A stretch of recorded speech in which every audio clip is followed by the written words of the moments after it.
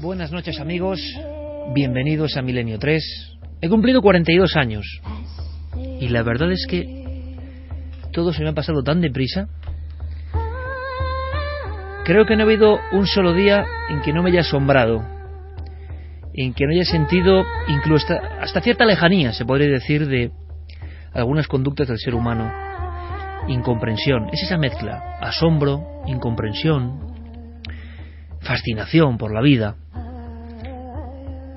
Hemos aprendido, creo que no muchas cosas, y hemos dudado de cientos de miles de cosas. Curiosamente, hay unos pocos valores, unos racimos concretos, y lo demás es todo nebuloso. Uno, conforme pasa el tiempo, se da cuenta de que el mundo es un lugar extraño y fascinante a la vez, que merece la pena, desde luego, vivir, que vivir es un tesoro increíble que da la sensación que nunca acabamos de abrir intensamente, del todo, como si no nos dejaran.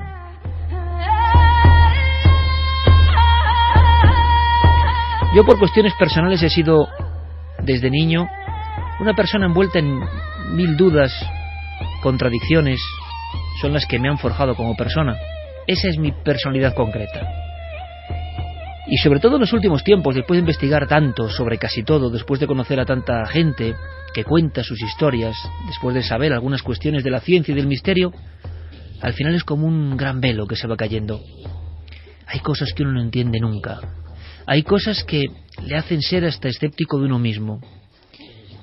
Hay cosas que son atractivas, son maravillosas, merecen la pena, y al mismo tiempo hay cosas que no caben en cabeza humana y que se siguen produciendo. Es como si uno viviese en un teatro y poco a poco se fuese dando cuenta de que efectivamente hay un guiñol y unas marionetas de fondo. Hemos vivido una consternación grande, una consternación que ha invadido Europa y el mundo. Es uno de esos momentos en esta frontera de los 42 años y de la supuesta madurez y de contemplar desde la ventana de la vida todo lo que ha ido pasando, intentando quedarnos con lo mejor y aprender constantemente. Y seguir vagando en nuestro proceso heroico, porque así consideramos la vida, una prueba constante, con esfuerzo, con éxitos, con fracasos y sobre todo con aprendizaje. Y sin embargo uno se queda atónito. Amigos, yo a veces no entiendo nada. He dejado de entender muchas conductas, creencias y cuestiones que veo que a veces son populares. En esta vieja Europa demagógica, en esta vieja Europa abotargada, pasan cosas increíbles. Han pasado en los últimos días cosas increíbles. Luego están las palabras huecas, luego están las demostraciones simbólicas que no significan nada o muy poco, y pocas personas dicen lo que piensan. Estamos en una especie de mundo donde casi nadie quiere quedar significado, donde decir lo que de verdad uno piensa y le sale del corazón puede ser hasta multado no económicamente, sino por los demás. No se puede salir uno del redil, no puede decir lo que de verdad cree sobre la barbarie. Es mejor casi, ver lo que dicen los demás. El mundo global es lo que tiene. Como os digo, tengo 42 años y solo sé que la vida es sagrada y que todos deberíamos proteger la vida a cualquier circunstancia, ante cualquier perspectiva. Y uno, alzando casi la ceja con sospecha, se da cuenta de cómo esas mismas palabras vacías, esa burocracia, esa demagogia o ese fanatismo no consideran la vida como lo más alto de la cúspide. Hay otras cosas, y eso sí que da miedo. Me sigue diciendo gente por la calle: ¿qué miedo dan tus temas? Y digo, no, tú abre la ventana y mira la realidad, porque ahí está el terror con sus múltiples formas, no en mi programa. En mi programa lo único que hemos pretendido en los últimos 13 años es intentar comprender el asombro, la fascinación y la perplejidad que nos da la vida, y que nos da cada cerebro humano, cada persona. Un mundo increíble, incomprensible y, por supuesto, muchas veces lleno de luces y de sombras. Hemos sido durante todo este tiempo aprendices de la vida. No es mala profesión, aprendiz de la vida. Ahora toda Europa se llena de protestas, pero al mismo tiempo de demagogia tan barata que yo no la voy a ni comentar. Nadie hace nada, o casi nadie hace nada, ante problemas gravísimos que nos acechan. Y quien dice algo, cuidado que lo señalan.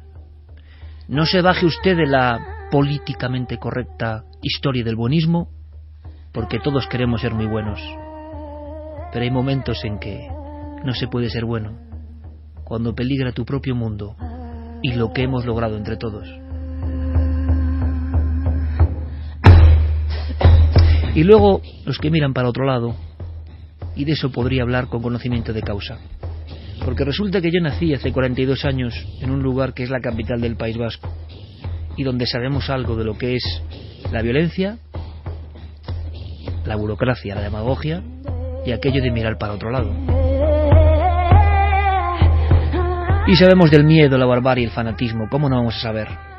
Resulta que todo esto que ha ocurrido y que no queremos saturaros más y que os está contando todo el mundo, y también con patinazos y conspiraciones donde creo que no las hay, y cuestiones que darían para pensar y analizar mucho hasta qué punto la red, lo global, y que cualquiera diga cualquier cosa y se ha creído, ¿eso a dónde nos va a llevar? A un laberinto del que es difícil salir. Ahora sí, amigos, si creéis que la vida es heroica, el héroe es el que sale del laberinto, por lo menos el que lo intenta, y sobre todo el que se da cuenta de que está enfrente de un laberinto. Eso es la vida. Y en la vida que yo viví de niño estaba el terrorismo como un elemento casi, es increíble, cotidiano. Yo fui niño en los años de plomo. Y entonces ocurren cosas y uno desde niño va aprendiendo y va viendo el comportamiento humano. Qué terrible sentirse diferente de los demás, sobre todo mejor que los demás, elegido por encima de los demás, con una fe X o con una política X. Y entonces ocurría que la vida humana, que es lo más sagrado, quedaba pues en otro orden de cosas, no en lo principal. Este terror que hemos vivido, que se ha vivido en Francia, nosotros lo hemos vivido también en el País Vasco y se ha vivido en cualquier ciudad de España importante y en Madrid, por ejemplo. Y podemos sacar alguna conclusión, pero no vamos a hablar de política, que no es lo nuestro. Vamos a hablar del misterio, que es mucho más importante que la política y que nos enseña mucho más, y que no es vacío, y que no es burócrata, y que no es demagogo, y que habitualmente no mira para otro lado, sino que pone las señales por si tú quieres aprender. Yo recuerdo perfectamente ese miedo y esa incertidumbre, y sobre todo cuando vine ya a Madrid y estudiaba periodismo, y yo decía, ahora me doy cuenta aún más de este horror y de este sinsentido. Y lo estamos viviendo.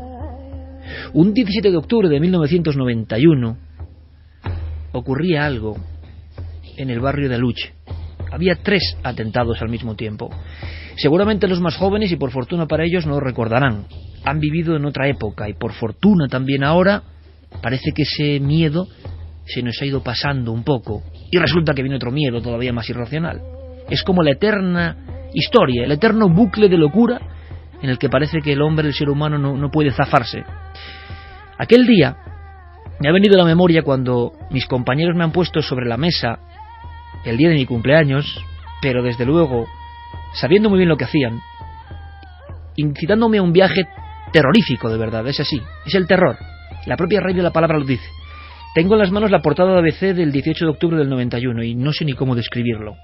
Era un atentado, en el suelo una niña dada por muerta, 13 años, pero que vivió. Un poco antes, exactamente 1 hora antes, en la calle Duquesa de Parcent, cerca del barrio de Los Cármenes, había muerto un teniente, Francisco Carballar, en un Peugeot 309. Una niña también fue herida grave. Y a las 8:55, en un humilde SEA 127, una madre llevaba a su hija al colegio. Esa madre perdió el brazo y la pierna. Esa niña se quedó como un símbolo. Esas fotografías y los vídeos dieron la vuelta al mundo. La madre ponía pasaportes y DNIs. Ella era la hija. Salieron reventadas por los aires. Las femorales rotas, la sangre a litros. Esa niña fue un símbolo de lo que era la lucha por la vida. Se llama Irene Villa.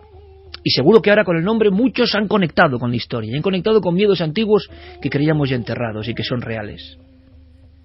Pues Irene Villa nos va a contar una historia de vida, casi de frontera con la muerte y de presagios. Y eso es lo que nos interesa, porque parece que en muchos casos, no solo en este, cuando está el shock de esa muerte irracional, de esa muerte terrible, de esa muerte provocada por no sé qué historias, fanatismos, políticas, ideas delirantes que ponen la vida por debajo. Cuando ocurre eso, también el misterio actúa. También hay señales. No es el único caso, repito, y estamos investigando. Ante el atentado, ante la barbarie, ante la masacre que hemos vivido muy cerca, podemos hablar con conocimiento de causa porque no nos es lejano, nada humano nos es ajeno, pero esto menos. Lo hemos vivido en las calles de Madrid, en las calles de Vitoria, en las calles de San Sebastián. Resulta que pasan cosas. Resulta que el misterio que está en la vida siempre, también está aquí. Y resulta que nos va a dejar, os lo aseguro, asombrados y aprendiendo algo, que es lo importante. No queremos hacer política, no queremos contaros cosas de conspiraciones ni de historias cuando todavía nada está comprobado. Lo que queremos es viajar a nuestro propio pasado y sacar algo en conclusión. Va a ser un viaje difícil de olvidar, porque pocas historias, os advierto, tan humanas, tan profundamente y sagradamente humanas, como la que esta noche, si queréis, podemos compartir en Milenio 3.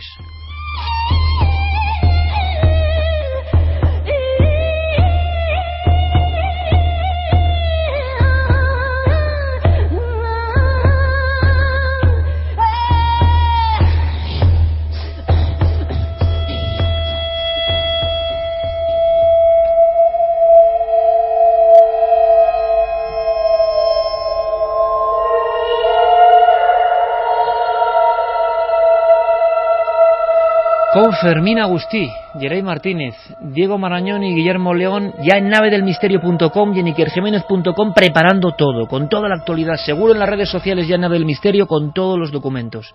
Y con este equipo. Y a mí me encanta, después de haber estado con mi familia y con mi hija, estar con la gente que yo quiero, que es mi equipo aquí presente. Porque es simbólico, es un día importante para uno que sigue haciendo lo que siempre ha hecho desde que tiene uso de razón. Procurar, a pesar de la vida, no perder al niño que lleva dentro y observar con ojos de niño toda la realidad para trasladaros alguna cuestión. ¿Por qué hacemos esto? Pues todavía tampoco lo sé. Repito, 42 años ya es bastante y tampoco lo sé. Pero me encanta hacerlo. Carmen, buenas noches. Buenas madrugadas, Iker, muchas felicidades. Muchas gracias, aunque ya oficialmente estamos en el otro umbral, ¿no? Bueno, me sí, levanta el día 10. Brazo Geray también. El día 10 ya se ha pasado oficialmente tu cumple, pero hay mucha gente que te está felicitando. Muchísimas gracias. A través de las redes sociales. Incluso Carlos Largo, miembro de nuestro equipo de Cuarto Milenio, ha hecho un hashtag para que esta noche sea tu cumpleaños trending topic. Muchas así gracias. Que bueno, lo apoyamos desde aquí a nuestro compañero. No hace falta, la muestra de cariño es clara y permanente, que es lo importante, pero fijaos, me habéis provocado entre todos un viaje de verdad a los recuerdos, a las historias, al aprendizaje, a observar todo. Y a ti y a mí nos pasaba algo ayer, ¿verdad? Viendo un reportaje precisamente de los años de plomo, de decir, parece toda una ficción, y hemos vivido en mitad de esa ficción. Y en esa ficción no solo ha habido sangre y muerte, ha habido otras cosas que nos van a sorprender muchísimo. Yo creo que esta noche va a ser importante, así que abrimos líneas ya, porque creo que además también las opiniones, ¿no?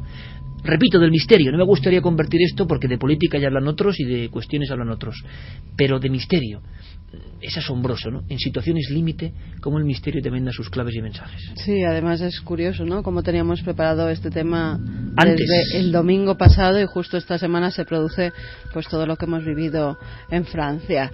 Con lo cual, bueno, es una muestra de que las casualidades no existen y que también hay que estar muy pendientes de lo que es el misterio en torno a unos dramas tremendos como se han producido en nuestro país y ahora los que estamos viviendo en Francia. Vamos a abrir las vías de contacto, Iker, a través del correo electrónico. Nos tienen que escribir a milenio3 con número @cadenaser.com, y en las redes sociales, en Twitter, en Facebook y en Google Plus nos tienen que buscar como Nave del Misterio. Por supuesto, nuestro recuerdo para toda esa gente que ha perdido la vida en esta locura, ¿no? Y sin hacer araracas, y ni como digo, cada uno teniendo su idea, su terrible idea de qué puede pasar con la civilización.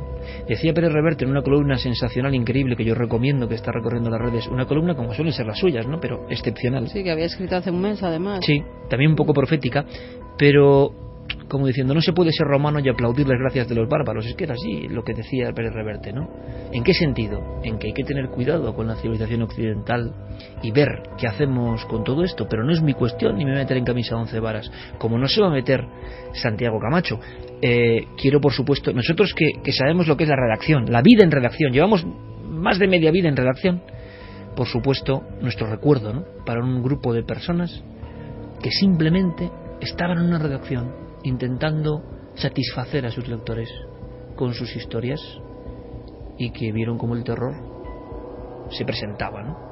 Eso por supuesto. Pero Santi, yo creo que hay que dejar pasar el tiempo. Tú lo dices muy bien, compañero, siempre.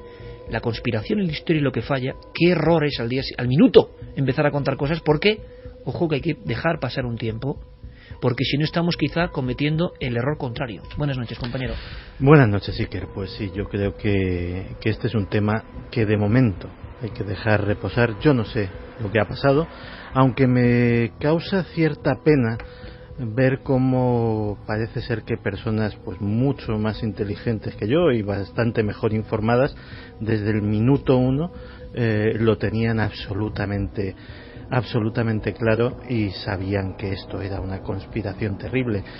Yo no soy ni tan listo ni estoy tan bien informado y por tanto pues voy a dejar tiempo para que surjan los datos, para que se calmen las aguas, para que se establezca todo lo que ha sucedido, para hablar con expertos que me iluminen sobre aquellos datos, sobre aquellos indicios que puedan parecerme más o menos sospechosos y que a lo mejor no lo sean, y cuando llegue ese momento pues tal vez diga algo o tal vez no haya absolutamente nada que decir.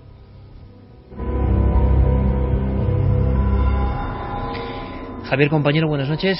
Muy buenas noches. Además, tú has investigado paralelamente y sabes que lo que vamos a contar ahora como un caso concreto no es excepcional.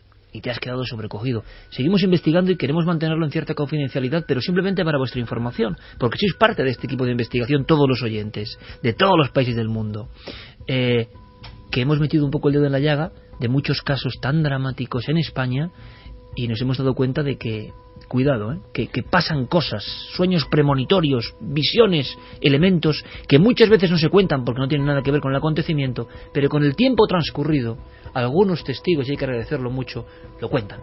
Tenemos que darles las gracias, además, como dices, vamos a mantenerlo un poco en confidencia, pero es cierto, yo he visto además decenas de entrevistas a algunas de estas personas y son cosas que no cuentan abiertamente, que pasan por encima porque creen que se les va a tomar por locos y sin embargo pues han tenido a bien atendernos, revelarnos estas historias, dejarnos sobrecogidos y sobre todo compartir historias que nos demuestran que al final, por encima de la muerte, del dolor, existe algo más, existe algo que en ocasiones nos envía señales, en ocasiones también nos hace más liviano o más sencillo ese dolor. Y algunas personas, doctores, científicos, dirán que son meras alucinaciones, pero claro, y lo contaremos, ¿qué ocurre cuando esas alucinaciones acaban revelándote información? Os aseguro que este programa es muy especial, y os pido por favor la máxima atención para lo que viene a continuación. Lo primero es un documento sonoro que nos enviaba Diego Marañón, nuestro compañero, y que, fijaos, a mí, estando solo en el pequeño estudio donde yo voy preparando las músicas y las cuestiones, y con Fermín sacamos los elementos, los cortes, es decir, la precocina para que luego vosotros tengáis toda la información, he tenido otro flash, ¿no? La portada de la ABC de ese 18 de octubre del 91. Por cierto, ese día yo iba a la facultad y no pasaba lejos de allí. Es decir, uno siente, ¿no?, que no permanece ajeno a ese mundo, aunque ahora lo vea casi como una ficción increíble, y pasaba por la fuerza de algunas ideas, cómo se posan y cómo generan la barbarie, la barbaridad, ¿no? Bueno, pues fijaos, ha habido otro documento sonoro. Era la información que se daba en Informe Semanal, compañeros de el programa más veterano de la historia de la televisión. Un recuerdo siempre para nuestro querido amigo Baltasar Magro. Yo recuerdo una ocasión en que Baltasar Magro, en un acto, estaba él y sonaba la música de Informe Semanal. Ahora con Clara yo escuchaba la música de Informe Semanal y me ha dado, espero que os ocurra, amigos oyentes, una coz en el pecho, porque en este ambiente, con estas fotografías, y eso ha sido un traslado en el tiempo, por desgracia, se informaba de esto casi cotidianamente. Vamos a ver el resultado sonoro de eso. Ha sido un viaje en el tiempo, esa sintonía tremenda. Madrid, 8 de la mañana, asesinado Francisco Carballar Muñoz, de 47 años. 9 menos 20, 200 metros del atentado anterior. María Jesús González Gutiérrez, de 40 años, y su hija Irene Villa, de 13 años, gravísimamente heridas. Bueno, es que, es una chica estupenda, efectivamente. Muy buenas tardes. Toda España ha quedado traumatizada por los terribles atentados de esta mañana. Mi madre me dejaba a mí en el colegio, luego iba a la comisaría y mi hermana se iba un rato antes. Le dije a mi madre, mamá, ¿y si nos han puesto una bomba a nosotras también? Y mi madre dijo, anda, hija, que eso solo se lo ponen a la gente importante y ni tú ni yo somos importantes. Buenas noches de nuevo y empezamos el programa. Irene Villa, esa niña de 13 años que fue víctima de un atentado terrorista en el mes de octubre pasado, ha vuelto a andar. 9 meses después ha dado un paso muy importante en su rehabilitación. Esta es la sintonía, el viaje en el tiempo. ¿Cuántas veces de niños y no tan niños vivimos la historia a través de estas coordenadas sonoras? Que son de otra cadena, pero me da igual. Era la televisión que había. Y esta música nos traía muchas veces, hay que decirlo, imágenes de impacto, el horror, la vida, contar la vida. Y ocurría a través de esto. Y esto mezclado con estas voces de esa niña que, como en una nueva vida, simbólicamente o no, casualidad o no, a los 9 meses, vuelve a la vida. Es un renacimiento.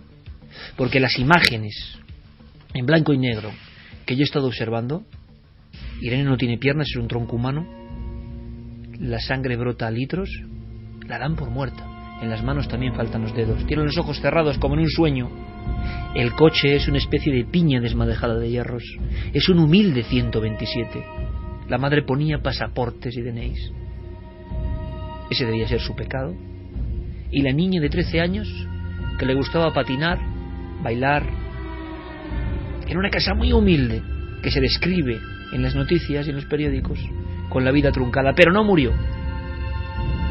Nos cuenta su historia. Clara Tauces tenía contacto con ella. Clara, buenas noches. Buenas noches, Iker. Quiero felicitarte personalmente por este trabajo, porque Gracias. De verdad es emocionante, es emotivo, es importante en un momento como este, porque el horror, la barbarie, el matar a alguien por sus ideas, y me da igual las ideas, unas que otras, me da igual, es un sinsentido tan grande que nos va a emocionar, yo creo, y nos va a provocar una introspección, un viaje a nosotros mismos, una reflexión. Porque a veces se dicen consignas y cosas y no se piensa en lo que se dice. Pero es que encima, Irene, tú ya lo detectaste, te dejó varias de esas perlas que habitualmente no se cuentan, y por eso hemos vuelto a entrevistarnos con ella. Cara a cara tú has estado de nuevo con ella, estaremos en ocasiones con ella, evidentemente, porque primero es un ejemplo de superación como pocos yo recuerdo. Y ahora, viendo las fotografías, viendo la verdad un poco que estaba desdibujado en mi mente, claro, han pasado 23 años. Ahora me he dado cuenta del milagro de la vuelta a la vida y toda una serie de símbolos que quiero que compartáis con nosotros, porque el ejemplo, y ella da conferencias sobre esto, es de superación. En efecto, ella, desde que tuvo el atentado, como de una manera dramática, la vida le cambió. Ella ese giro lo utilizó en positivo, y lo que ha hecho es dedicarse a ayudar a todas las personas que tienen algún tipo de barrera que les impide seguir adelante. Ella me decía que este año ha hecho como más de 60 viajes para dar estas charlas, y aparte de eso ella es licenciada en Comunicación Audiovisual, Humanidades y Psicología. Forma parte del equipo de esquí alpino adaptado de la Fundación también, con el que ha ganado varias medallas, y es autora de varios libros. Uno de ellos, Saber que se puede, el primero, es donde ella relata todo lo anterior, lo que antecede al atentado, y cómo posteriormente encaja este golpe de la vida, ¿no? Después tiene otro libro que es Nunca es demasiado tarde, princesa, donde de manera novelada ella cuenta varias historias de superación. Y bueno, hace un par de días acaba de salir un nuevo libro que se llama El libro abrazo, que es un libro que realmente es una especie de diario para que nosotros llevemos ese diario con unas consignas para ayudarnos a sacar las partes buenas que tenemos, a potenciarlas y a intentar disminuir aquellas partes que son en las que fallamos, ¿no? Claro, a mí recuperar esta fotografía, por eso me refiero constantemente a ella, me ha impresionado tanto Es una fotografía simplemente, no tengo que ver más. Resume todo. La soledad. Resume que Irene en este momento, que estuvo en coma evidentemente, está en un mundo batallando donde nadie puede ayudarla. Está sin piernas. Está tumbada en el asfalto. Nadie daría un duro por su vida en ese momento, pero además arrebatada en el momento en que empieza a vivir de verdad, de una forma, con un conflicto en el que ya no tiene nada que ver, con una historia en la que ya no tiene nada que ver. Le podía pasar quizá a cualquiera. Le pasó muchas veces a cualquiera. El asunto es, ella es un ejemplo de superación increíble, pero ella vivió varias cosas que ahora tienen cierto significado. La primera es brutal, es un sueño. Sí, ella tardó bastante tiempo en contar este sueño, no habló de ello en principio. Ella me decía, la primera vez que la entrevisté, yo le pregunté ¿por qué no has hablado de esto? Y me decía que bueno, como esas cosas malas, ¿no?, que uno piensa que si no se habla de ellas pues dejan de existir o no se cumplen, ella prefirió omitirlo, no hizo caso. Pero la verdad es que en torno a un mes antes y unos días antes del atentado, ella tuvo una serie de sueños, unos sueños bastante concretos, bastante complejos y bastante aterradores. Claro, ella no pensaba que esos sueños pudieran tener una continuidad en la vida real, pero ella misma nos lo va a contar. Aluciné cuando pasó todo, porque es verdad que con 12 años no me gustaban las películas de miedo. Era una niña pues súper alegre, feliz, con las cosas que me pasaban eran todas buenas. Lo único así irregular, pues mis padres se divorciaron cuando yo tenía 5 años, pero que no tenía una vida, no sé, dramática, al revés. Era toda alegría, y de pronto, unos pocos meses o días antes del atentado, soñaba que unos hombres de negro no tenían cara, no tenían, eran siluetas, nos perseguían precisamente a mi madre y a mí, y recuerdo perfectamente una mesa y una sierra eléctrica, como que nos querían hacer trozos. Y la verdad que esto era completamente impensable, que no sabías de dónde venía, y bueno, yo no le hice ni caso, la verdad, esa pesadilla. Pero no fue una noche, fueron varias. Y cuando de pronto nos ocurre y además aparecemos sin partes del cuerpo, dije, madre mía, qué premonición, ¿no? La verdad que me dio hasta miedo.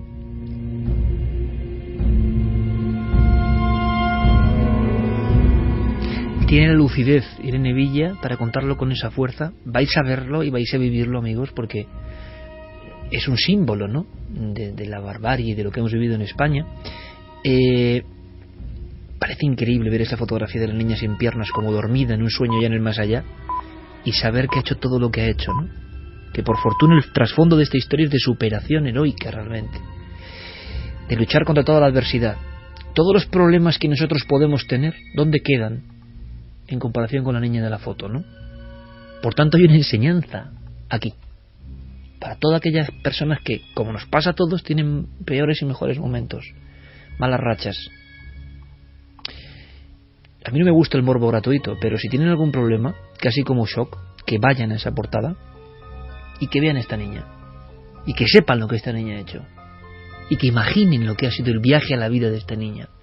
Y entonces igual, si tienen un poco de vergüenza, como tenemos todos, cojan fuerza para decir, hombre, lo mío, sí, vale, es mi problema, pero ha habido gente que ha superado esto que parece el horror y el infierno más descarnado, ¿no? Ella, ese sueño que se repite varios días, que nunca había tenido antes, una especie de siluetas como encapuchadas, como sin cara, y la sensación de que le quitan partes del cuerpo, y que nunca había tenido antes, ni era aficionada a películas de terror ni demás. Era una niña y no sospechaban que les podía pasar eso. Esa es la cuestión que también te narra, ¿no? Sí. Clara, que ella es en su mundo, en un mundo además que económicamente podemos trazar clarísimamente. Fijaos, ¿no? Que potencias económicas, ¿no? Una barriada tan humilde como cualquiera otra en Aluche, un 127, el padre taxista, la madre pone pasaportes, ¿no? ¿Cómo van a pensar que ellas eran víctimas? Por tanto, el sueño no le hizo caso, que es lo que te decía. Claro, es que a priori no eran objetivos del terrorismo. No puede decirse que hay otros casos en los que, bueno, pues son desgraciadamente los militares, por ejemplo, eran mucho más objetivos. Que pueden vivir con esa presión que se puede trasladar a los sueños, ¿no? Que es la explicación. Tener que mirar debajo del coche a ver si te han puesto una bomba, y eso va pasando factura, eso se queda, por supuesto, en el inconsciente, se vive con ello y desde luego que pueden aflorar pesadillas, eso está claro, ¿no? Pero no era este el caso, y por eso ella no pensó en ningún momento que pudieran cumplirse, ni lo asoció para nada con una amenaza de tipo terrorista. Yo no lo relacioné jamás con que me podía pasar nada, porque ya te digo, yo tampoco sabía quién eran los terroristas, no sabía lo que hacían, no miraba debajo del coche, a lo mejor como los hijos de militares, ¿no? O de guardias civiles. Nosotras vivíamos ajenas a ese mundo, pero sin embargo esos sueños pues me trajeron una realidad que luego se cumplió, la verdad que terrorífica.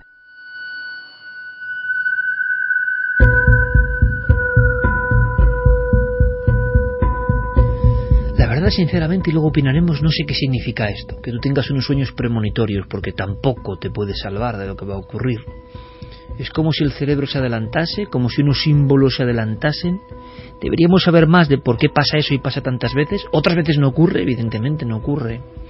Ella, por tanto, no hace caso a esas pesadillas, clarísimas, simbólicas, porque no es lo mismo, Clara, pensar incluso en una explosión, a que unos encapuchados te troceen y que luego, precisamente, las fotografías e imágenes que dan la vuelta al mundo, lo que tuvo de casi de clic social este atentado en concreto, como ha habido otros. Por desgracia, no todos los atentados se miraban igual, y otros pasaban ya casi como por costumbre. Increíble que el ser humano se acostumbre a esto, pues se acostumbraba. Nos pasa en todas las noticias, en todas las cuestiones. Sin embargo, la simple imagen de una niña sola en el asfalto, sin piernas, casi a la altura de la cintura, eso provocó un shock general, como provocaron otros acontecimientos, como la muerte anunciada de Miguel Ángel Blanco, y como otras cuestiones que dices, ha habido atentados más tremendos, más terribles, aquí no hay muerte, en el caso de la madre y la hija. Y sin embargo, lo que hace diferente a esta historia, que se queda para siempre enhebrada en la memoria colectiva española, es la falta, la amputación, lo traumático. No hay muerte, pero hay casi algo peor, ¿no? Uno piensa que es casi peor. Y precisamente Irene sueña varios días con eso. No es una muerte, es que la van a trocear. Es lo que le pasa a ella y a su madre. Hay más familia, hay hermana, hay padre. No, solo ellas dos. Lo increíble, y no sabemos también por qué, pero simplemente lo dejamos ahí para que vosotros opinéis, es que otros miembros de la familia les pasan cosas. Y esto ya es alucinante. Es como si en el núcleo familiar empezaran a ocurrir cosas antes de un atentado que nadie podía esperar, ¿no, Clara? Sí, como un cúmulo de circunstancias que, vistas por separado, quizá no tendrían tanta importancia, pero que al sumarlas y verlas en conjunto y tener noticia de lo que pasó después, cobran bastante sentido. Como decimos, Irene tiene una hermana que se llama Virginia, que era un poco mayor que ella. En ese momento Virginia tenía 15 años, iba al instituto, y esa mañana no estaba muy tranquila. Acababa de producirse otro atentado, del que hemos hablado antes. Una hora antes, 7:55. Muy cerca de donde ellas estaban. Y Virginia no tenía nada claro el hecho de... O sea, estaba muy intranquila, ¿no? Esto fue un poco lo que ella vivió. Mi hermana, por ejemplo, también lo que tuvo aquella mañana fue también la sensación de que algo malo iba a ocurrir. Porque ella... Bueno, escuchamos una explosión desayunando las 3 y había habido un atentado justo muy cerquita de nuestra casa. Entonces ella tenía que irse al instituto y no quería irse. Le dijo a mi madre, no mamá, yo no me voy, que tengo miedo. Y mi madre, pero hija, ¿miedo de qué? Tú vete a clase, que vas a llegar tarde, que no pasa nada, no te preocupes, yo dejo a Irene en su colegio, luego me voy a la comisaría, que hacía DNIs y pasaportes, y que no va a pasar nada. Pero claro, a mí me transmitió ese miedo. Y antes de subir al coche, precisamente, le dije a mi madre, mamá, ¿y si nos han puesto una bomba a nosotras? Y mi madre dijo, anda. ¿Pero cómo nos van a poner una bomba? Si eso se lo ponen a la gente que es importante. Y tú y yo no somos nadie. Así que venga, sube al coche. Y ya no nos acordamos de nada más.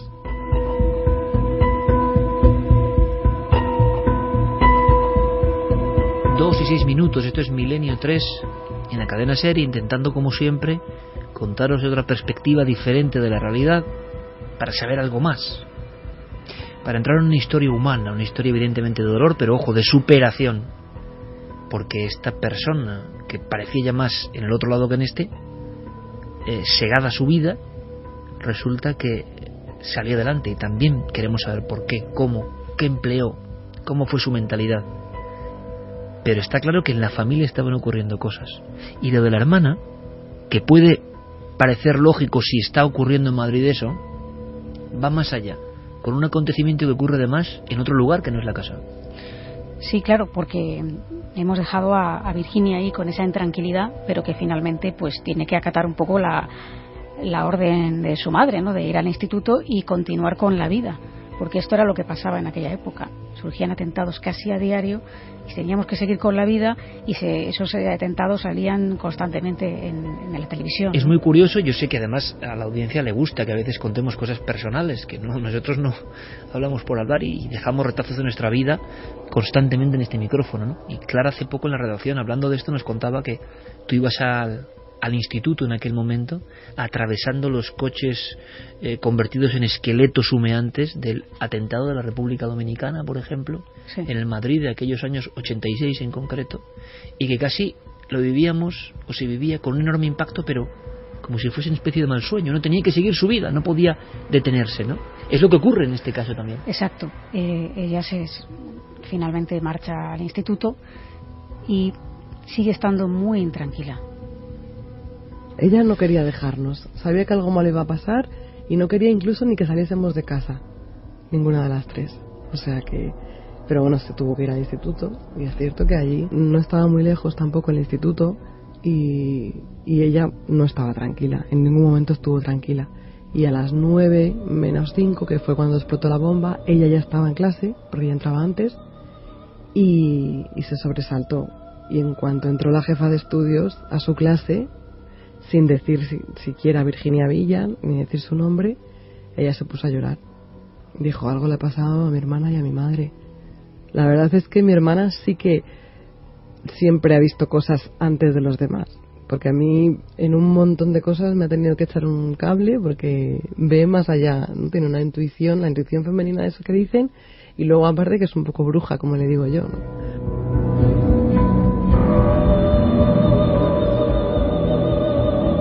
Y en ese momento, mientras la hermana estaba teniendo esa especie de angustia, de ese arrebato, que es otro elemento, y que tiene la conciencia clara de que a su madre y a su otra hermana le está pasando algo, es como si confluyeran ciertas cosas. Repito, este fenómeno no es único, sino que ocurre en varios casos, algunos muy conocidos, de atentados terroristas, y precisamente no de personas que tenían que tener la presión permanente, ¿no?, que se intuye, por ejemplo, pues en miembros de la Fuerza de Seguridad del Estado, que en el fondo estaban ahí pues con eso casi cotidianamente, ¿no? Eran personas que no podían ni sospechar que iba a ocurrir esto con ellos. Incluso civiles que no tienen nada que ver en ocasiones también, ¿no?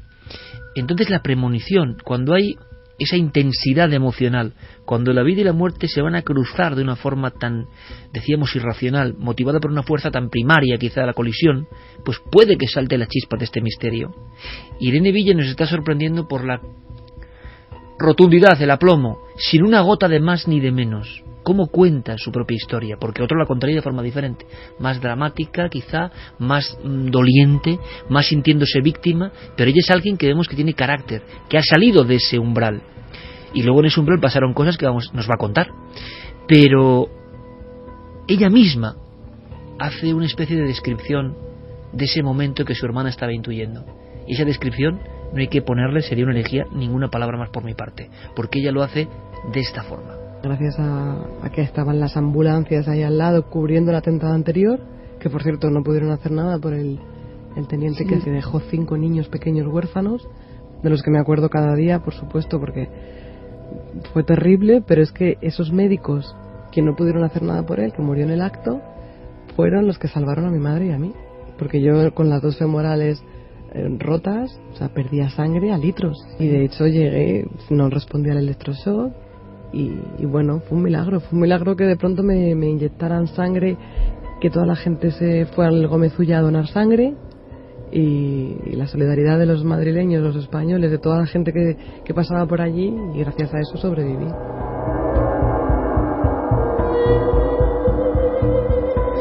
Carmen, la increíble historia de la vida y la muerte. Estábamos repasando datos. A Irene en esos momentos, a las 8:57 de la mañana de ese día de octubre del 91, la dan por muerta, y por eso acuden esos médicos heroicos a la madre, creen que puede haber un hálito de vida en la niña, ¿no? Lo descartan. Claro, es que pues se ha visto en las imágenes que son... Hoy en día yo creo que esas imágenes no se publicarían porque son tremendas, son terribles. Pero sí, ella se encuentra en tan mala situación que incluso lo ha contado en otras ocasiones, en otras entrevistas, que a ella la dan por muerta y por eso acuden a atender a la madre, ¿no? Que además estaba buscando a su hija. Si recordáis esas imágenes que a mí no se me han podido olvidar nunca. Yo creo que aun siendo bastante pequeños se nos quedaban, ¿no? En la retina esas imágenes tan terribles.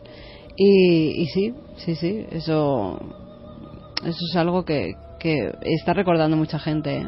¿Qué está pasando? Bueno, no, cuéntanos ahora qué está ocurriendo, cómo es el recuerdo ante las palabras de Irene, lo que está contando con esa fuerza. Pero está claro, Santi, Javi, Clara, que ahí estaba ocurriendo algo que quizá ocurre siempre y no nos damos cuenta, que quizá siempre hay una señal que no percibimos porque no estamos abiertos a ella, porque no queremos verlo y porque imagino además que verlo es muy peligroso y tampoco queremos decir aquí que el que sueña con algo malo le va a pasar algo malo, ¿no? Tú que eres una experta en sueños, Clara, el sueño concreto de Irene, ¿cómo lo analizarías? No es un sueño muy normal, ¿no? Para mí es una premonición, no tiene otra explicación. Podría ser una coincidencia, pero vamos, me parece una coincidencia tan coincidente, valga la expresión, que para mí es una premonición. Santi, Javi, que luego el resto de miembros de la familia, algunos, estén en esa especie de campana de irrealidad, les pasen cosas, es otra de las facetas del misterio, ¿no? Bueno, en este mismo estudio de radio lo hemos podido comprobar hace tiempo. No chamanes, ni videntes, ni futurólogos, ni brujos, sino científicos que están haciendo probablemente la mejor neurociencia del planeta, están en posición de demostrar que el cerebro humano tiene la capacidad para adelantarse a los acontecimientos. ¿Y qué mejor momento para que esa capacidad salga espontáneamente a flote que un momento que va a definir por completo el resto de las vidas de esa familia? Algunos con mayor sensibilidad, otros con menor.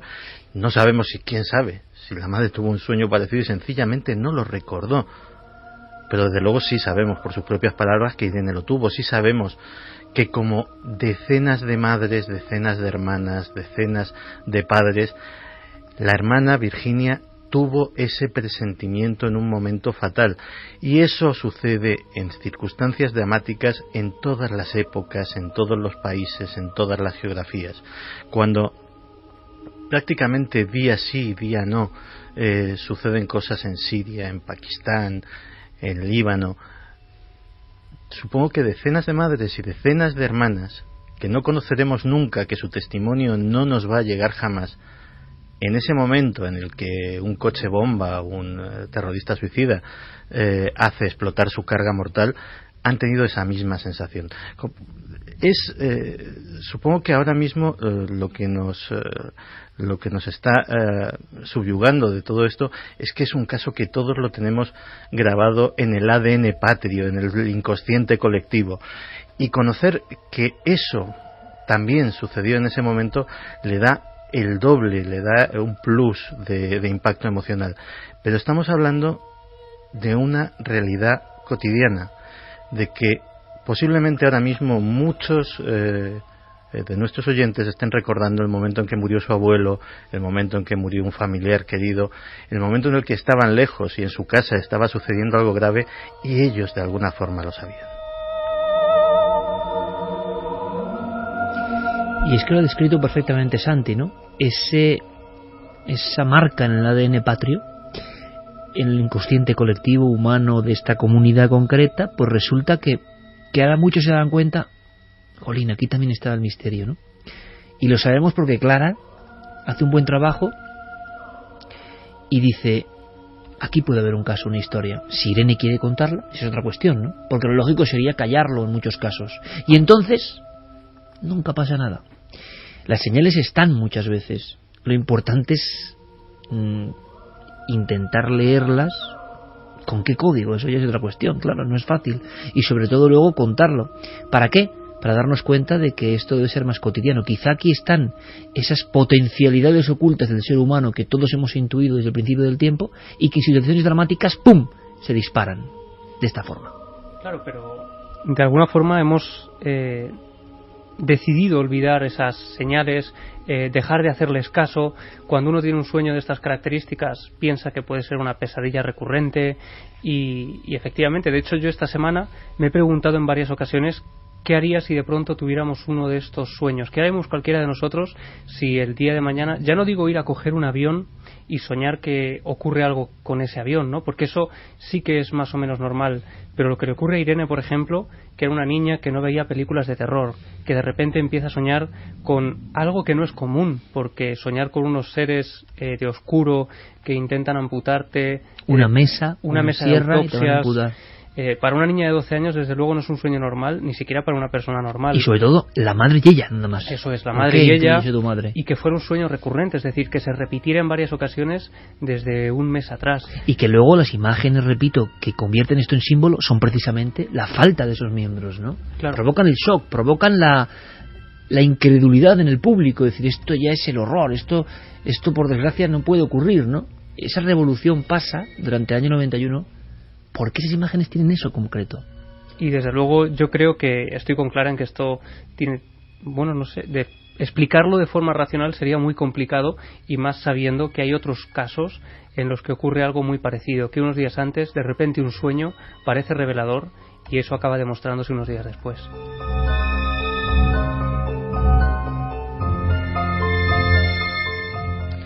Vamos con algunos mensajes. En algunos nos recordaban que siempre en grandes tragedias, o como el Corona de Aragón o como el accidente de los rodeos, ha habido premoniciones, ha habido sueños anteriores a que se produjeran esas tragedias, y en cierta forma el ser humano puede prever esos hechos que te ocurran, o es algo misterioso que por el momento no se puede explicar, ¿no? Por el momento no tenemos... Es algo que de momento se esconde, incluso por parte de todos, ¿no?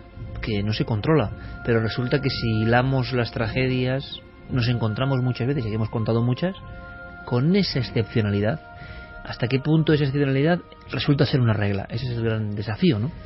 Poli Cofrade nos dice: demasiado bien está Irene psicológicamente para lo que ha pasado. Mariposa delirante, qué triste es acabar con la vida y la libertad de alguien en nombre de una supuesta libertad o de un dios. Diego Vítores: todo extremo nos aleja de la palabra humanidad. Qué extraños resortes saltan algunos de nosotros para avisarnos. Lali Mac dice: mi admiración a Irene Villa una vez más.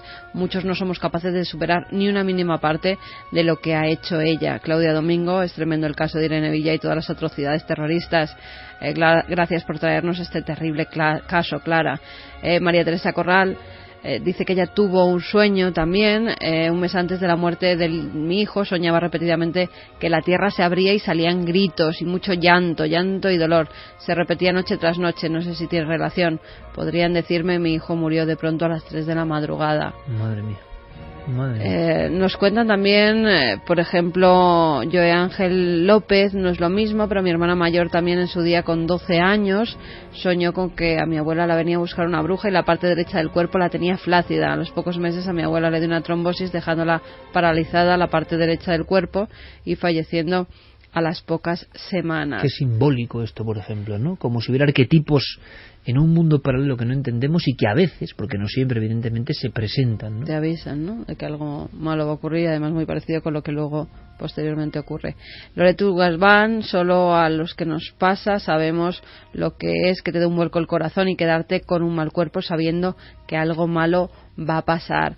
Fexter: bueno, es que siendo pequeño no puedes a veces seguir las corazonadas, aunque los niños las tienen más a menudo. José dice que aún recuerda esa mañana como si hubiese sido esta mañana, y que le ha transportado a esa mañana mientras nos preparábamos para ir al cole. Urickson: yo recuerdo perfectamente las imágenes viendo las noticias, difíciles de olvidar. Laura Fernández: solo quisiera que si tengo hijos tuvieran que tirar de hemeroteca para saber lo que es un atentado terrorista. Hubo más cosas, más elementos que luego la propia Irene ha ido investigando, ¿no? Es decir, ¿qué se removió aquí en lo convencional y se convirtió en excepcional? ¿Pasa siempre? Porque aquí es la gran pregunta, ¿no? Y no nos damos cuenta, no lo sabemos, sería mucho aventurar, pero este caso, como decía Santiago, es tan simbólico que conocer que el misterio lo envolvió Hay hasta elementos que pueden ser, comparado con el sueño, más anecdóticos, pero muy curiosos. Yo no sé si la quiromancia, por ejemplo, acierta o no. Tengo bastantes dudas. Es cierto que antiguas creencias así lo atestiguaban, pero claro, también, como decía de la película Orígenes, en el ojo hay un mapa, bueno, ni lo sabemos ni nos enseñan.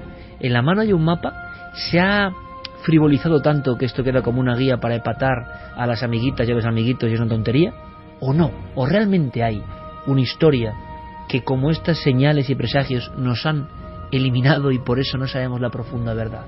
Bueno, pues de quirología también podríamos hablar en esta historia, ¿no? De quirología callejera. Sí, porque poco antes de producirse el atentado, Irene estaba un día en el retiro con su padre. Y bueno, pues se le acercó una de esas gitanas que hay por el retiro que te quieren leer la mano, ¿no? Y a ella le dijo que iba a cruzar el charco. Claro, en ese momento su padre sonrió y de manera irónica dijo, como no sea nado, claro. Dejando muy claro la situación económica que tenía, ¿no? Exacto. Como hemos ya explicado un poco, las condiciones económicas de la familia no era para que un viaje de esas características se diera. Y bueno, pues cuando ella se recuperó de las heridas, y ya pues, digamos que tenía un cierto bienestar para poder viajar, la invitaron a Disney World y también estuvo en Washington cuando fue nominada para el galardón Victoria. Así que en este caso acertó. Pero curiosamente a la madre de Irene también le leyeron la mano. A las dos protagonistas. No la misma persona. Otra persona y otro día diferente, poco antes del atentado, y esto fue lo que ocurrió.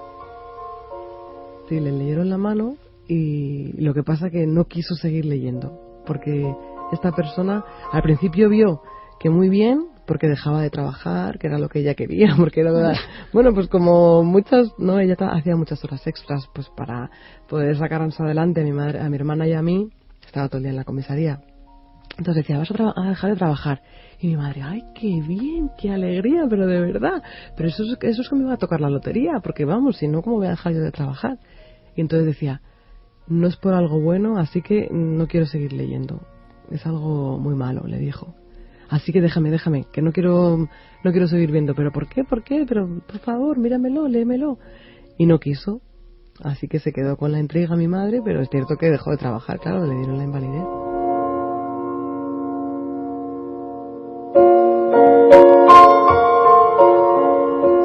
Donde empieza el anecdótico, acaba lo casual, surge el misterio, pero desde luego que alguien te diga leyendo la mano que no va a seguir porque vas a dejar el trabajo por algo malo, madre mía.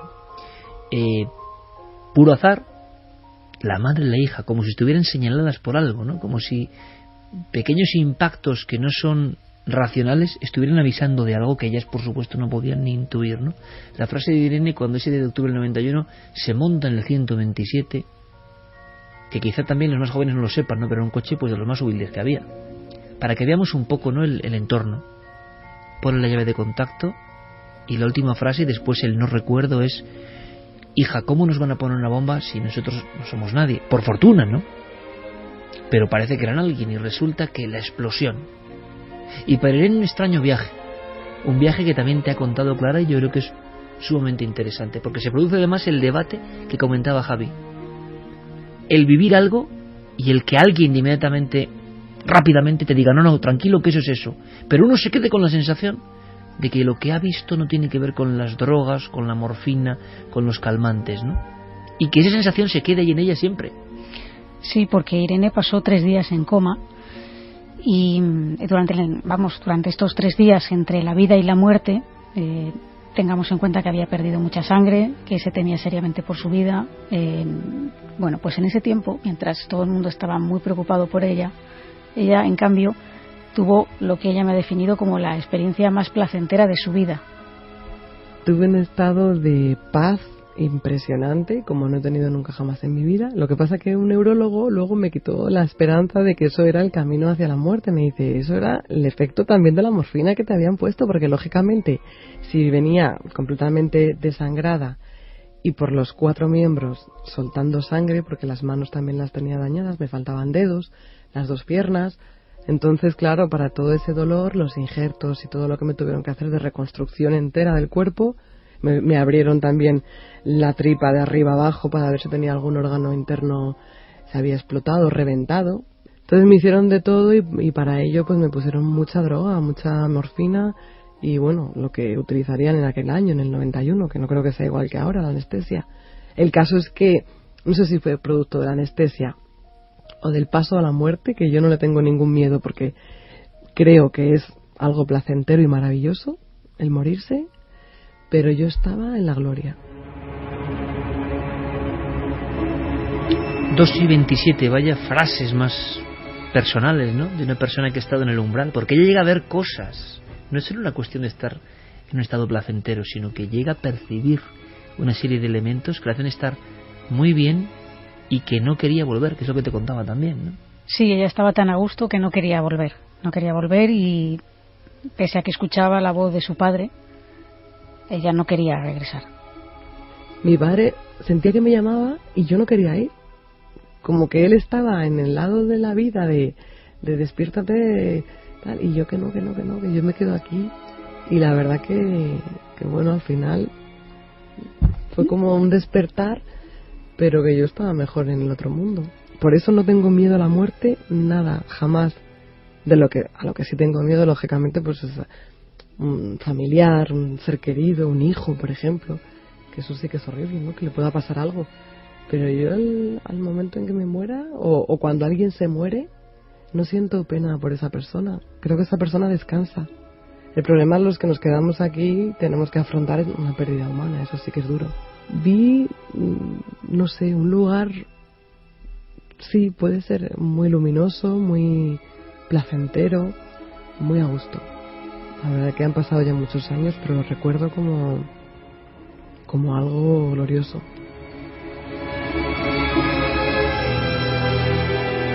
Están Santiago, Javi, Carmen y Clara, que Clara lo sabe, pero con unas expresiones porque es profundo no solo lo que cuenta, sino cómo lo cuenta, desde qué sentido lo cuenta. Y quizá estas palabras sirvan a muchas personas ahora mismo, porque no las dice cualquiera. Las dice alguien que ha estado en ese umbral y de una forma muy dramática, inimaginable, en la más absoluta desesperanza, sola y perdida y sin sus miembros. Y de pronto ella dice que en ese coma está viendo un lugar, Clara, un lugar.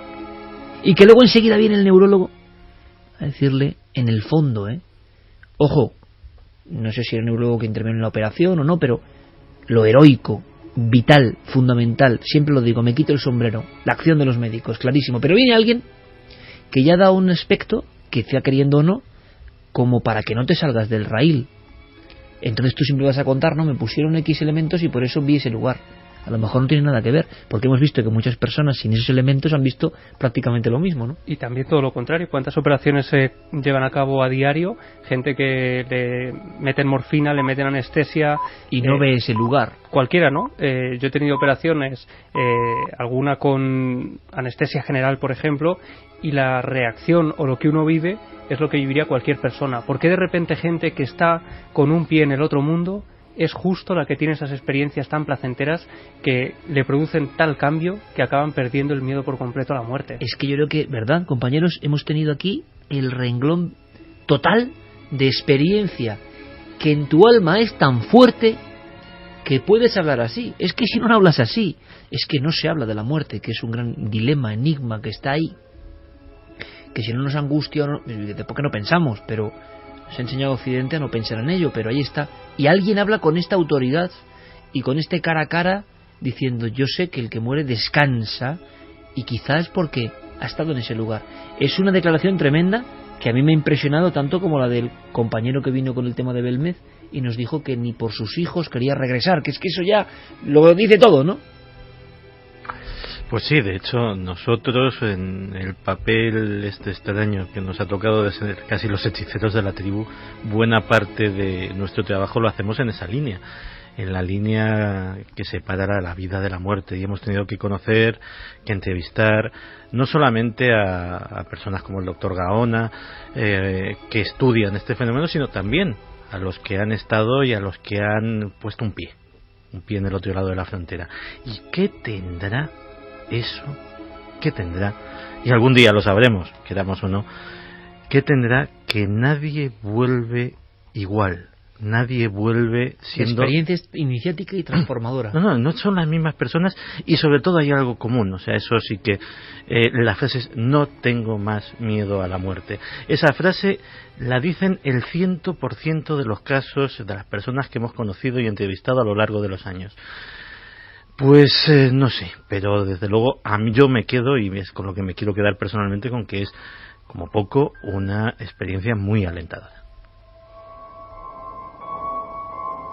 Una vez más tenemos ese elemento, ¿no? Alguien que habla cara a cara a la muerte, que a la muerte siempre se la está evitando, siempre se la está negando, siempre se la está metiendo en un cuarto oscuro. No vengas a quitarme lo que tengo. Y sin embargo hay personas, como dice Santiago, que el chip ha variado completamente. Y nosotros sabemos que están hablando desde un umbral que nosotros no entendemos. Nos pasó, ¿verdad?, con aquel compañero de Belme. Dices, es incomprensible lo que estás diciendo. Es increíble. Sí, sobre todo además cuando sabes que tienes, y él era consciente de que sus hijos en ese momento no tenía su niña pequeña, pero ni sus hijos le importaban, ¿no? Lo que más puede importar a un padre son sus hijos, y él no quería volver. Era tal el estado en el que se encontraba que ni siquiera por eso quería regresar, quería quedarse en ese otro lado, fuese lo que fuese. Desde lo racional era incomprensible. Yo creo que a veces sí que tiene que ver parte de la medicina, o sea, que hay ocasiones en las que no todo es ese otro lado. Cuando verdaderamente sí se está cerca, que con ese otro pie, con un pie al otro lado, es cuando se dan esas situaciones más parecidas. La droga te da otras visiones, y hay mucha gente que ha sido anestesiada, que ha estado muy mal, que le han inyectado morfina, y esas visiones no son las mismas que te cuentan los diferentes testigos, las personas que han vivido una ECM, son diferentes. Ella habla de un lugar, a mí me parece enigmático, ¿no? Un lugar, no es un estado, y un lugar muy luminoso. Una luz, habla de una especie de luz, no vio túnel, no llegó a ver túnel, pero era así como una especie de luz. Ella menciona la palabra lugar, yo creo que refiriéndose a como la burbuja de paz, ¿no?, y de armonía en la que se encontraba. Ella desde luego es un ejemplo en este caso de resurrección, en el sentido de volver a la vida 9 meses después. También aquí hay una enseñanza, como decía Santiago, es alentador lo que estamos oyendo. En mitad de la barbarie no nos quedamos con la barbarie, con la sangre, con la desesperanza, con el dolor, ¿no?, sino que de repente está esta otra capa. Están las señales que pueden ser inquietantes, ¿no?, porque ahora vistas a posteriori dices, jolín, algo estaba avisando y nada se puede hacer, ¿no? La diatriba esta del destino, qué tremendo es. Bueno, pues resulta que ella sale adelante. Y siempre hemos creído en este programa en el concepto ese de lucha heroica. Estamos aquí para aprender de un proceso y no sabemos tampoco las reglas profundas que lo motivan. Pero hay personas cuyo ejemplo tiene que servirnos de algo. Yo no sé si estáis de acuerdo, pero tiene que servirnos de algo. Y a mí esa foto me lo pone claro, ¿no? Has estado allí, en el otro lado, en lo más sórdido que uno puede imaginar, en la mayor desprotección, sola, absolutamente imposible de que nadie te ayude, excepto algo que anda por ahí, no lo sabemos. Y de pronto vuelves a la vida, y encima vuelves con una lección. Esto ya no es solo la experiencia, sino que esa lección está integrada en tu vida, y no es contarla porque eres un escritor o un periodista como nosotros, no, sino porque has estado en ese umbral y te has visto con eso. Y ella nos lo contaba con esta crudeza. En ese momento tú te preguntas 1000 cosas, y por qué me ha pasado esto, y yo que tengo que ver con un problema o político o terrorista o lo que sea, y claro, ¿qué hago yo en el medio de todo esto? Pero luego cuando pasa el tiempo y decides afrontarlo y sales fortalecido de ello, dices, pues mira, tenía que pasar pues para descubrir otra Irene, una Irene mucho más fuerte, y sin embargo pues esto me hizo fuerte. Entonces yo pienso que las cosas hay que sacarle lo mejor que puedan ofrecerte, y en este caso pues me dio una fortaleza que a lo mejor no habría tenido si no tengo que asumir esta realidad. Incluso Irene Villa, que nos ha contado la página B, ¿no?, la cara oculta, el misterio que no se conocía, y que no es un misterio cualquiera, ¿eh? Repito las palabras de Santiago, es un icono de nuestro tiempo reciente, es un símbolo. y por tanto nos enorgullece que también hable de esas cosas que tanto nos gustan porque creemos que son importantes para el ser humano y que estaban también ahí fluyendo. Pero ¿sabéis lo que cuando yo escucho estas palabras en concreto? Digo, ¿cómo puede ser el ser humano tan diferente? Lo decían que era una palabra de Dalí, ¿no? Hay más diferencia entre un ser humano y otro ser humano que entre dos animales de diferente especie. ¿Cómo puede haber gente que sea así? ¿Qué tiene? ¿Dónde está eso? ¿Dónde se adquiere esa fuerza interior para salir adelante en lo peor? Pues yo creo que es algo que elegimos. Fíjate que también premonitoriamente hace muy poco, justo antes de los atentados de París, leí una frase que me impactó. Y esa frase decía: un asesino no es un tío que lleva una pistola. Un asesino es el tío que aprieta el gatillo. Todos podemos elegir. Todos podemos elegir hacia dónde encaminamos nuestra vida. Incluso en las circunstancias más terribles, podemos abrazarnos a la parte positiva, a nuestra fuerza interior, a salir adelante, o podemos abandonarnos a la desesperación. Podemos reaccionar con ira y convertirnos en un asesino por Dios sabe qué causa, o podemos intentar construir un mundo un poco mejor. Y yo creo que Irene es precisamente un símbolo de esa capacidad de elección que tenemos todos, y que algunos no queremos admitir y preferimos, no, es que mis circunstancias son muy malas, porque elegir, amigo mío, amiga mía, implica una responsabilidad. Tú tienes responsabilidad sobre tu vida. Y tú eres el arquitecto de lo que quieres ser y de lo que vas a ser, de lo que va a ser tu mundo alrededor, el de tu familia, el de tus amigos, y todo eso implica responsabilidades y elecciones. Irene eligió la vida, eligió la ilusión, eligió el perdón, eligió, en definitiva, un camino de luz. Podía haber elegido otro, pero eligió ese. Y nos deja un mensaje. Sí, porque precisamente suscribo todo lo que ha dicho Santiago, porque yo pienso exactamente así. Además me gustaría darle las gracias desde aquí a Irene por su generosidad, por venir a hablar de este tema que además es muy crudo y muy difícil por muchos años que pasen, y por la forma en que lo ha contado, cómo lo ha comunicado. Y precisamente por eso, y porque para mí es una persona admirable, que yo la admiro desde siempre, desde que ocurrió todo esto, y yo también recuerdo esa mañana. Le pedí que, sabiendo que muchos milenarios que nos escuchan a veces están bajos de ánimo por enfermedades o por situaciones personales que ellos piensan que les superan y caen en depresión o se encuentran en situaciones penosas, si ella podía dejarles un mensaje que les animara y que les ayudara a seguir adelante. Pues que nunca dejen de luchar, porque aunque el presente sea duro y sea algo que uno no espera y algo terrible, pues que todo pasa en esta vida, y al final, si sigues adelante y crees en ti y luchas y trabajas, esa realidad se transforma. Y cuando es una realidad intransformable, inmutable, que uno no puede cambiar, pues cambia tú mismo. Y eso me ha pasado también, ¿no? Cuando no he podido cambiar una situación, por ejemplo, una bacteria que se instaló en el tornillo que me han puesto, con el que camino mejor, pero la contrapartida fue estar todo el día en el hospital, antibióticos, pinchazos, medicación. Bueno, pues lo que tuve que cambiar fue mi actitud.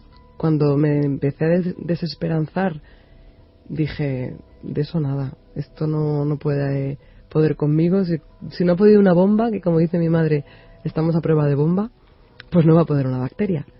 Así que yo creo que todo consiste en tener ese ánimo y esa esperanza a prueba de cualquier cosa que te ocurra en la vida, y que la única derrota es el desaliento.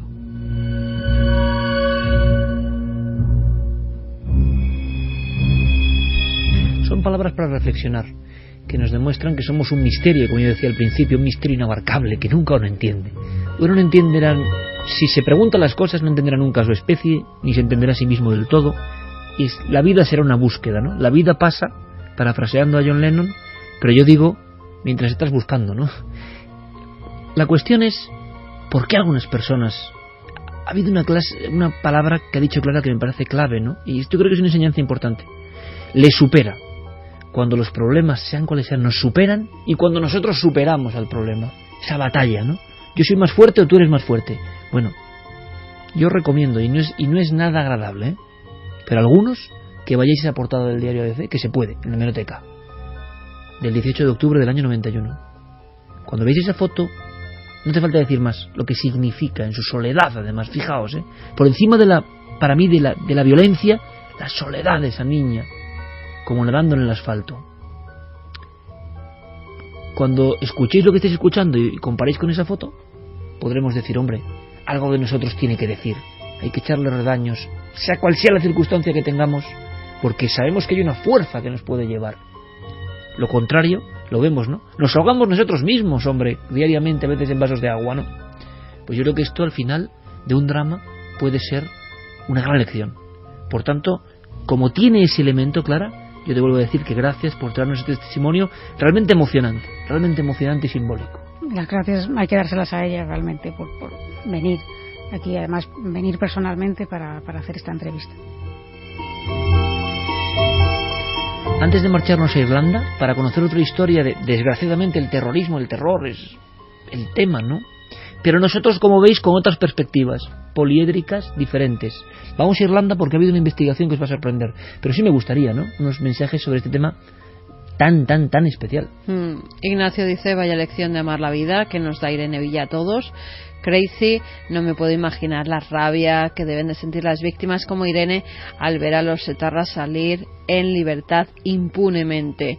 Dani Cobos, los pelos de punta escuchando los testimonios de Irene Villa. Mar 37, yo premoniciones no sé si son, pero si digo que no voy o no paso por un sitio, no lo hago. Una vez lo hice, no hice caso y pasó algo malo. Paula Berrocal, estoy totalmente alucinada de cómo cuenta algo tan espantoso y que a pesar de todo vea algo bueno. Increíble. Un KB2, para decir esas palabras, ojo lo que habrá pasado. Impresionante. Buenas madrugadas, quiero trasladaros una pregunta que siempre me he realizado. ¿De qué sirve tener una premonición si no puedes evitarla? ¿O cómo se pueden leer esas señales? ¿Se puede evitar el suceso? No es la primera vez que he tenido premoniciones, generalmente en sueños que son totalmente reales. Sería algo extenso de exponer. Muchas gracias. Es que a veces y saludos milenarios, parece inevitable, ¿no? Nos decía Fernanda. Es el problema. Bueno, yo creo que a veces hay que hacer caso de esos presentimientos, de esos impulsos. Sí, hombre, por ejemplo, ante un viaje, pero en el caso este en concreto, ¿qué vas a hacer? Era coger el coche para ir al colegio, ¿no? Su hermana ya lo dijo, no salir de casa, ¿no? Ya, es verdad. Es curioso, ¿eh? Es muy bueno eso. Es muy bueno eso. Hay una escena, en un momento en que no salgáis ninguna. Eso me has dejado bloqueado, ¿no? Es decir, es verdad, se produjo un momento en que la hermana quiso retenerlas. Pero claro, quizá si no hubieran salido ese día, pero en algún momento habrían salido, hubieran cogido el coche. Ya, pero bueno, nunca se sabe, ¿no? Pero es curioso, porque lo ha dicho Carmen muy bien, esa intuición, ¿no? Es decir, pero es verdad que hubo un momento en que alguien de la propia familia les dijo no. Qué curioso, ¿eh? Y también es curioso que sean justo las dos niñas las que tienen este tipo de premoniciones, de visiones o de intuición de que algo puede ocurrir, y la madre, sin embargo, pues es la persona que intenta poner un poco de cordura, claro, digamos, de racionalidad, eso ¿no? Es. La otra niña ve al colegio y nosotros vamos al colegio. Es curioso, ¿eh? Hay una mente más infantil, quizá más joven, que está reaccionando o sintonizando con eso, y la otra no. Lorenzo dice, nunca había escuchado la parte misteriosa del atentado de Irene Villa. Es increíble cómo los sueños pueden decirte qué va a ocurrir. Basilio de la Iglesia, cierto lo de las premoniciones, yo he vivido alguna o algún hecho premonitorio y mi madre muy habitualmente ha presagiado cosas que se han cumplido. Entidad oscura, en los atentados del 11S hubo gente que dijo que días antes soñó con aquella tragedia, pero no se atrevieron a decirlo. Sara nos dice, recuerdo lo mal que me sentí una vez en el instituto mientras mi abuela moría en el hospital sin yo saberlo. Parece que nos une algo, ¿no? Hay un cierto cordón umbilical, sobre todo con familiares, que nos dice que algo malo están viviendo, que algo malo está pasando. Mario Leonardo dice, alguna vez se sueña varias veces con una misma cosa, nunca se da importancia al hecho, pero al final la propia experiencia pasa por algo similar o parecido, y es que siempre la misma pregunta, esto ya lo he vivido yo. Quizá todo esto sea una conexión espontánea con nuestro futuro, quizá ya escrito desde que nacemos. Vamos a hacer una conexión, pero con otro tema. La vieja Europa sabe mucho de terrorismo y de terrores, de diferente ámbito, de diferente simbología, situación y raíces. Irlanda es un país que ha sido azotado, ¿no? y que ha tenido sus luchas internas con muchos muertos, mucha sangre, mucho dolor, ¿no? Sobre todo eso, mucho dolor por ideas. Bien, bueno, ha habido grandes guerras mundiales, ha habido barbaries, nuestra historia es una barbarie. Somos la primera generación que no tiene una guerra mundial desde hace 70 años, ¿no? Ahora prácticamente se va a cumplir 70 años del fin en el año 45 de la Segunda Guerra Mundial. Europa, me refiero, pero los conflictos terroristas han existido. Resulta que ahora una investigación policíaca periodística saca a relucir unas cuestiones sorprendentes de verdad. Irlanda, los U2, ¿no?, cantaban tantas veces ese sábado sangriento, domingo sangriento, y decías, bueno, son como testigos de lo que está ocurriendo, ¿no?, de esas revueltas. Bueno, pues ahora hay algo que os va a interesar. Nos lo cuenta Diego Madrid. Estamos en plena década de los años 70. Los movimientos independentistas en Irlanda del Norte se abren camino seduciendo a buena parte de la población, y los disturbios comienzan a ser un problema difícil de controlar.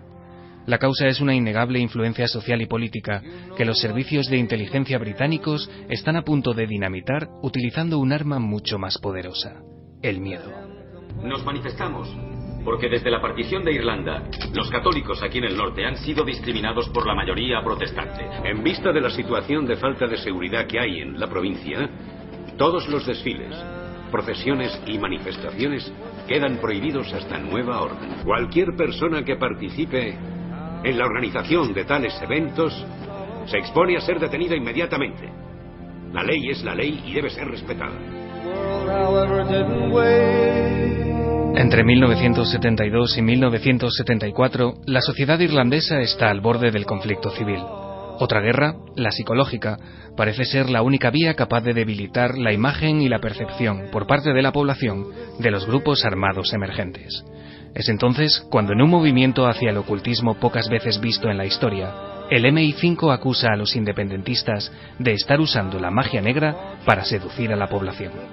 El responsable de sacar a la luz esta sorprendente investigación ha sido Richard Jenkins, profesor de sociología de la Universidad de Sheffield. Sus revelaciones, recogidas en su último libro, llevan creando polémica desde finales de verano y nada tienen de ficción. Se basan en el testimonio directo y en las confesiones de varios oficiales, incluyendo al capitán Colin Wallace, el encargado de orquestar aquellas operaciones que él califica como ataques paramilitares a través de lo paranormal. El exorcista aparece en las pantallas como una estremecedora historia de horror, tan fiel a la novela de William Peter Blatty, del mismo título, que hace cuentos de niños de películas como La semilla del diablo o La psicosis de Hitchcock. Se habla de filtraciones a la prensa de noticias sobre satanismo, posesiones, pactos con el diablo, brujería y todo tipo de temores de corte espiritual. Sabemos ahora que el ejército, en un intento de hacer más creíbles sus acusaciones, aprovechó el estado de pánico creado por películas como El exorcista, llegando incluso a colocar velas oscuras y cruces invertidas en edificios abandonados de Belfast. Se intentó vincular los asesinatos y los episodios de torturas que estaban teniendo lugar con rituales de corte satánico. El objetivo, reforzar la sensación ante la devota sociedad irlandesa de que los disturbios y el clima de violencia recién instalado en el país habían abierto las mismísimas puertas del infierno. El miedo, pero el miedo que generó en los 70 especialmente, hemos hablado mucho de ella, esa película inimitable. Bueno, esta banda sonora de esta película son alaridos brujeriles de un momento concreto del Exorcista 2, El hereje. El Exorcista marca un antes y un después. La ola de pánico, Carmen, fue tan brutal, simbólica también, que lo que hemos escuchado y preguntaremos a Santi es absolutamente increíble. Cuerpos torturados, de interrogatorios, de atentados, de muertes, se atrezaban simbólicamente, haciéndolos pasar por una especie de gran ola satánica, sabiendo además que el otro bando tenía un miedo atroz por lo que estaba pasando con el exorcista. De repente el exorcismo se había convertido en un mundo cotidiano, cercano, cuando había estado siempre prohibido. Claro, y además las noticias que llegaban en torno a esa película pues eran tremendas. En los cines había de todo, desde vómitos continuos en las diversas emisiones que hicieron. largas colas que todos los medios de comunicación a nivel mundial ponían, por ejemplo, en los cines de Nueva York, en los principales cines de Nueva York, algunos de ellos destrozados por casos de histeria que se vivieron durante la emisión de la película. Hubo hasta informes psiquiátricos, médicos, porque psiquiatras como el doctor Grinson, por ejemplo, empezaron a ver que pacientes que estaba tratando por otro tipo de cosas, después de ver El Exorcista, pues recordaban cosas de su infancia y lo atribuían al demonio. Incluso había personas que ataques de ansiedad a los que eran asiduos, que les daban continuamente, creían después de ver esa película que había sido el demonio el que se había introducido en su cuerpo. Pero no solo este médico, él consultó con varias personas más, varios compañeros, y todos llegaron a la conclusión que desde que se emitiera la película del Exorcista, desde que fueron a verlos algunos pacientes, pues muchos de ellos habían duplicado las visitas que tenían, no solo de esos pacientes a los que ya estaban tratando, sino de nuevas personas que creían estar endemoniadas. Hubo como una ola de personas presuntamente posesas, que hasta incluso pues en muchos medios de comunicación tuvieron que salir exorcistas, sacerdotes, diciendo que cuáles eran verdaderamente los casos de posesión, los que trataba la Iglesia verdaderamente, y los síntomas que tenían los posesos y en qué se diferenciaban, junto con médicos que lo explicaban, de un ataque, por ejemplo, de histeria o de otro tipo de enfermedad mental. Lo cierto es que se vivieron escenas de pánico hasta tal punto, Iker, que se dijo que hubo abortos después de ver la película del Exorcista, que se habían dado numerosos infartos en todo el mundo tras la emisión de este film, y también que, y eso se puede verificar por las fotografías que se hicieron, había ambulancias a las puertas de los cines, porque hubo mucha gente que sufrió ante esas escenas tan potentes de una niña endemoniada. Algo tenía El Exorcista en su sonido, en su visión, en sus imágenes infiltradas fuera de la capacidad racional del ojo humano. Algo tenía esa creación que motivó todo esto. Lo que es alucinante, Santi, es que ahora, es decir, 40 años después, sepamos que los servicios de inteligencia y la guerra sucia, que la hubo, estamos hablando de un fenómeno que ha pasado también en España, hubo guerra sucia, ¿no?, para intentar frenar el terrorismo, con el desastre, masacres, cuando la espiral del terror ya no se para, y en Irlanda de repente alguien piensa que el satanismo es un arma de doble filo. Pero en realidad llevaba siendo un arma muchísimo tiempo. Esto es radio, así que vamos a escuchar un audio, pero antes vamos a ponernos en situación. Es noche cerrada en la selva de Vietnam. Somos un guerrillero del Vietcong que provenimos de un entorno pobre, rural, no hemos salido de nuestro arrozal en nuestra vida, jamás hemos visto una película, jamás hemos oído un disco, simplemente pues hemos llevado una vida sencilla y campesina de un entorno de selva. Llevamos meses combatiendo y llevan semanas cayendo del cielo panfletos que dicen algo que sabemos que es verdad porque son nuestras creencias, que los compañeros que han caído rondan como almas en pena porque no han sido enterrados correctamente. Son los famosos espíritus hambrientos. Están en una perpetuo peregrinar de dolor y de un hambre insaciable. Son almas en pena. Y es noche cerrada y estamos de guardia. Y de repente escuchamos esto.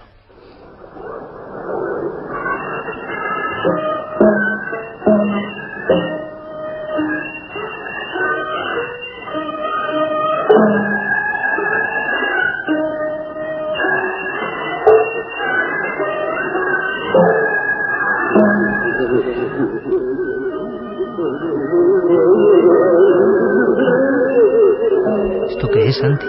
Es la comitiva de los almas en pena, es la Santa Compañía Vietnamita.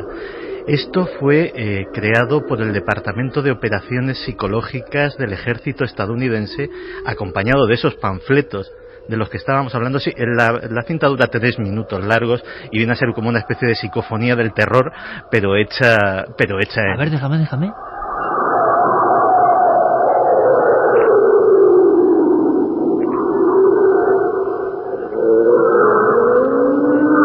Curiosamente no se parece a ninguna psicofonía, es decir, las psicofonías tienen otro sonido, Pero esto es alucinante, ¿no? Se hace clarísimamente para amedrentar y lo consiguió. Y lo consiguieron en muchas ocasiones. Ten en cuenta ese aspecto que te he dicho. Estamos hablando de gente que se ha criado en un entorno rural, que su concepto de la tecnología, posiblemente el fusil que llevan es lo más tecnológico que han... Pero ¿y lo colocaban y lo ponían en ciertos puntos? ¿O? Claro, con grandes altavoces. De hecho, incluso había pelotones que llevaban mochilas con altavoces y amplificadores a la espalda y recorrían la selva para aterrorizar. En algunos casos salían huyendo, en otros casos la moral del enemigo descendía muchísimo. Es una de las decenas de operaciones psicológicas empleando los fantasmas, lo paranormal. A ver.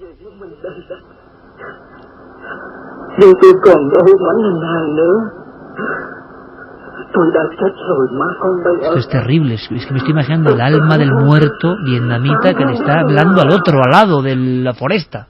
Sí, que probablemente está diciendo algo así como que estoy muerto, no tengo sepultura, estoy vagando en esta selva y eso es lo que te va a suceder, Santi, a ti si te pillan los americanos, básicamente. Ese es el mensaje. Es el alma que se comunica con el soldado, ejemplo clarísimo, increíble, Santi, que nos traes de la guerra sucia, ya no en Irlanda, sino en Vietnam. No muy lejos en las fechas de lo que está pasando en Irlanda. Prácticamente podía ser contemporánea las dos cosas. Alucinante.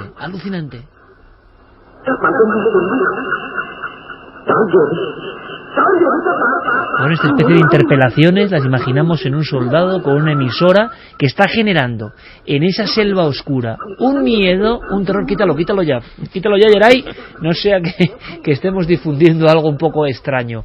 Guerra del Vietnam, Esta es más bonita, Ennio Morricone, pero esta película, sabéis que tiene otro tipo de maldiciones que un día contaremos, ¿no? El Exorcista 2 no tuvo suerte, y hay quien dijo que nunca se tenía que haber prolongado la increíble primera película. Pero vaya canción, Exorcista 2, mítica. Nosotros regresamos después de todas las noticias, después de toda la información, y yo lo tengo muy claro, ¿no? Y siempre lo digo, nosotros lo que hemos contado no da miedo. Hombre, esto último de Santi igual un poco, pero lo que hemos contado de Irene Villa y lo que nos ha contado Irene Villa, yo creo que es un ejemplo de transformación, de lucha y de pelea. Lo que da miedo, por desgracia, es lo que traen los compañeros, que es la última hora, lo que pasa en este loco mundo que ya uno a veces no lo entiende. Y como somos un poco Quijotes, a la vuelta, entre otras muchas cosas, vamos a hablar de uno de nuestros personajes preferidos. Creemos en ese espíritu auténtico del Quijote y nos vamos a contar alguna cosa, repito, que no es nada particular. Se está investigando en torno a nuestra obra más célebre, pero que tiene un lado también desconocido, como lo tenía este caso que hemos contado. Os dejamos con las noticias y luego viene nuestra información paralela.